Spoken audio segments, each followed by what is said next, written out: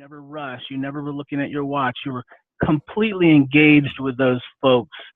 I'm curious, you know, that attitude of being fully present with every single person in front of you was both refreshing to me and an example. What's behind that attitude? A lot of things. One is getting to the place in my life where I'm finally staying inside the grace of one day. And most of my life, I think, like a lot of us, when we deal with fear, we have one of two options. We either trust or control. And I think a lot of us are control freaks. I certainly was. I didn't know how to trust anybody. And over the years, it became more and more, especially when I ran into my own stuff and had to own it and work it out. That reduced my day down to just minutes and hours. But learning to stay inside the grace of a day has been the most consistent reality for me for the last 10 plus years, where you're just present. You're not running away into some imagination that doesn't exist. We have this great facility to create fear-based imaginations and spend today's grace that is real and intended for today, for that which is real, on things that don't exist. What's going to happen if I lose my job? What's going to happen if I get into this conversation and we mess the relationship up? What's going to happen when they find out? Or, how many times have I been to my own funeral, right? In my imagination, and all the things that go wrong.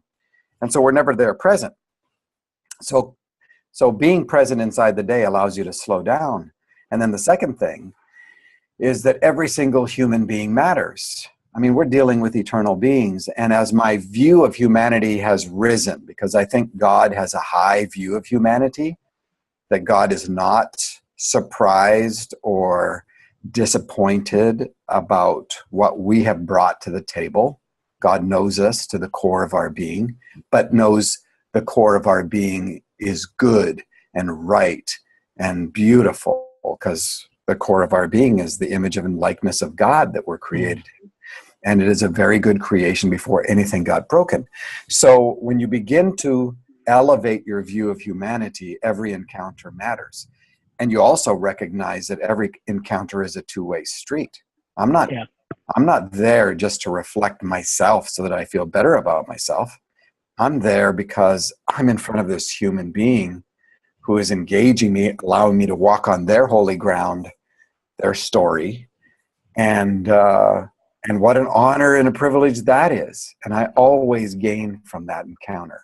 And so all of those things, I think, are part of that. And I think the world needs as many hugs as it can get. So I couldn't disagree with that at all. I just know how much it influenced me to learn how to be present. It's not been easy because my mind races to the next thing. But watching you be with people and be unrushed and unhurried was and has continued to be an inspiration.